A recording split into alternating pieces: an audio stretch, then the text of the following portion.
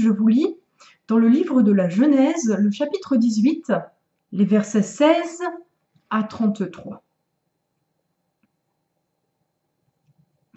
Ces hommes se levèrent pour partir en se dirigeant du côté de Sodome.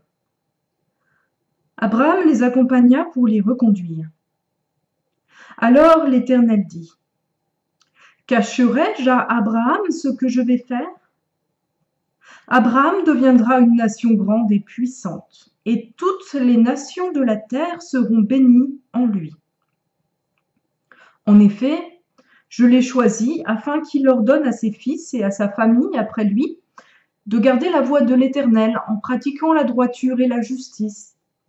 Ainsi, l'Éternel accomplira en faveur d'Abraham les promesses qu'il lui a faites. » Et l'Éternel dit : « Le cri de Sodome et Gomorrhe a augmenté et leur péché est énorme. C'est pourquoi je vais descendre et je verrai s'ils ont agi entièrement d'après le bruit venu jusqu'à moi. Si ce n'est pas le cas, je le saurai. » Les hommes s'éloignèrent et allèrent vers Sodome, mais Abraham se tint encore devant l'Éternel. Abraham s'approcha et dit : « Supprimeras-tu vraiment le juste avec le méchant ? Peut-être y a-t-il 50 justes dans la ville. Les supprimeras-tu aussi, et ne pardonneras-tu pas à cette ville à cause des 50 justes qui sont au milieu d'elle ? Faire mourir le juste avec le méchant, si bien que le sort du juste serait identique à celui du méchant. Cela ne correspond certainement pas à ta manière d'agir. Celui qui juge toute la terre n'appliquera-t-il pas le droit ? L'Éternel dit : « Si je trouve à Sodome 50 justes, je pardonnerai à toute la ville à cause d'eux. » Abraham reprit : « Voici que j'ai eu l'audace de parler au Seigneur, moi qui ne suis que poussière et cendre. Peut-être à ces 50 justes en manquera-t-il 5 ? Pour 5, détruiras-tu toute la ville ? L'Éternel dit : « Je ne la détruirai pas si j'y trouve 45 justes. » Abraham continua de lui parler et dit : « Peut-être s'y trouvera-t-il 40 justes. » L'Éternel dit : « Je ne lui ferai rien à cause de ces 40. » Abraham dit : « Que le Seigneur ne s'irrite pas, et je parlerai. Peut-être s'y trouvera-t-il 30 justes. » L'Éternel dit : « Je ne lui ferai rien si j'y trouve 30 justes. » Abraham dit : « Voici que j'ai eu l'audace de parler au Seigneur. Peut-être s'y trouvera-t-il 20 justes. » L'Éternel dit : « Je ne la détruirai pas à cause de ces 20. » Abraham dit : « Que le Seigneur ne s'irrite pas, et je ne parlerai plus que cette fois. Peut-être s'y trouvera-t-il 10 justes. » L'Éternel dit : « Je ne la détruirai pas à cause de ces 10 justes. » L'Éternel s'en alla lorsqu'il eut fini de parler à Abraham, et Abraham retourna chez lui. Alors voilà cette prière d'Abraham, cette prière persévérante pour sauver cette ville de Sodome qui est vouée à la destruction par Dieu. Alors, comment aurait pu réagir Abraham ?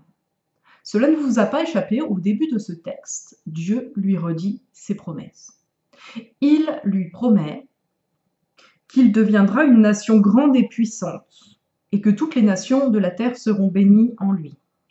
Et puis, il lui redit qu'il accomplira ses promesses en sa faveur. Enfin, il lui dit que Sodome et Gomorrhe seront détruites. Alors, comment aurait pu réagir humainement Abraham ? Je pense que Abraham aurait pu réagir en étant content. Parce que, ma foi, on vient de lui dire que sa descendance sera bénie. Et quand on se sent béni, on n'est pas malheureux que d'autres ne le soient pas. Il aurait pu se dire : tant mieux Dieu, moi je suis béni, vas-y, tu peux détruire Sodome et Gomorrhe, puisque moi et ma famille, nous sommes bénis, nous sommes l'objet de tes promesses? Alors vas-y, oui, eux, ce sont des méchants, nous, on est une bonne famille. Nous sommes heureux d'avoir été choisis par toi, nous sommes meilleurs, alors vas-y, détruis-les. Une autre réaction qu'aurait pu avoir Abraham, qui aurait été tout autant orgueilleuse, aurait été de se fâcher contre Dieu et de lui demander de sauver cette ville, parce que au chapitre 14, nous voyons qu'Abraham délivre cette ville. Il a agi, Abraham, pour délivrer cette ville, dans laquelle d'ailleurs se trouve son neveu Lot. Et alors il aurait pu dire, Seigneur, mais j'ai agi pour cette ville, tu ne peux pas la détruire maintenant. Et en plus, il y a mon neveu, alors par amour pour moi, ne détruis pas cette ville, parce que j'ai envie d'être heureux de ce que j'ai fait, j'aurais travaillé pour rien si tu détruis cette ville. Bref, il aurait pu avoir un discours qui aurait appelé Dieu à sauver cette ville, mais pour des raisons égoïstes en fait, parce que lui, il y a des intérêts.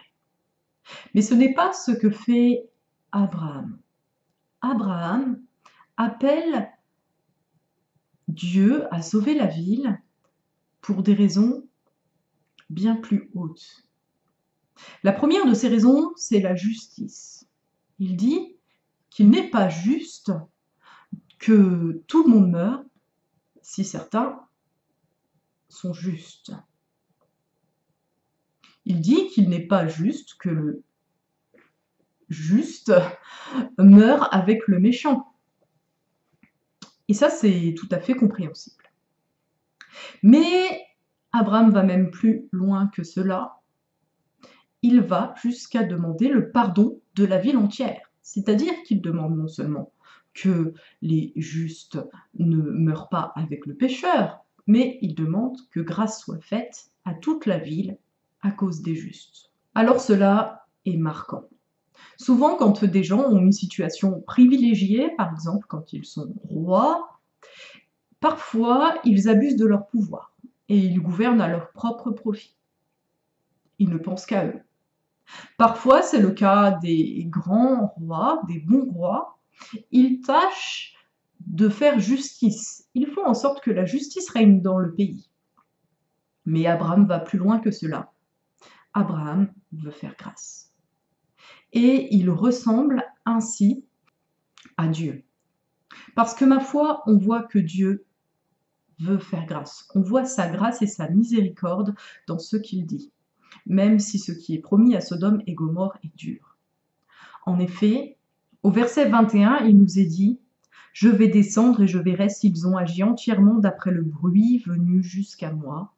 Si ce n'est pas le cas, je le saurai. » Dieu n'a pas plaisir à détruire Sodome et Gomorrhe à tel point qu'il va vraiment s'approcher pour essayer de faire grâce. Sa volonté serait que les choses ne soient pas aussi graves qu'elles semblent l'être, afin qu'il puisse sauver la ville. Abraham donc partage avec Dieu ce désir de grâce, cet amour pour la ville, ce désir de sauver. On voit ici que les promesses de Dieu, les promesses qu'il fait à Abraham, le fait qu'il l'admet en sa présence, Abraham est devant Dieu, change le cœur d'Abraham. On voit qu'il n'a pas le cœur qu'ont les humains. Ce cœur qui, à la limite, fait justice, mais qui ne va pas jusqu'à la grâce. Et Abraham, donc, est capable de faire grâce par la grâce de Dieu. Parce qu'il est dans la présence de Dieu, il se met à lui ressembler. Abraham ne va pas plus loin que dit juste. Il aurait pu demander moins, mais peut-être que comme il le dit, il n'est que cendre et poussière. Il sait que lui-même n'est pas totalement juste et que personne ne l'est totalement. Et puis, le bruit monte jusqu'à Dieu depuis Sodome et Gomorrhe. Le cri monte jusqu'à Dieu, disent certaines traductions. Il y a des souffrances qui viennent de cela. Il y a des gens qui appellent cette justice. Et c'est le problème du mal, de ce que on a besoin de l'ôter. On ne peut pas le tolérer trop sans créer encore plus de mal. Alors Dieu va détruire Sodome, il va détruire Gomorrhe, mais il manifestera sa grâce. En Jésus, le seul juste, il a sauvé le monde que le péché blessait. Il a ôté le mal du monde afin qu'il puisse nous être fait grâce. Alors au bénéfice de cette grâce, au bénéfice de cette promesse du pardon qui nous est fait en Christ, nous aussi, comme Abraham, nous pouvons intercéder pour les situations difficiles, dans l'espoir que le mal soit ôté, que le pardon transforme. Alors, nous pouvons nous demander ce qui conduit notre intercession. Pourquoi nous intercédons, en fait? Qu'est-ce qui nous conduit quand nous prions pour les autres? Et puis, nous pourrons partager des situations où la grâce de Dieu nous paraît particulièrement nécessaire. Bonne réunion.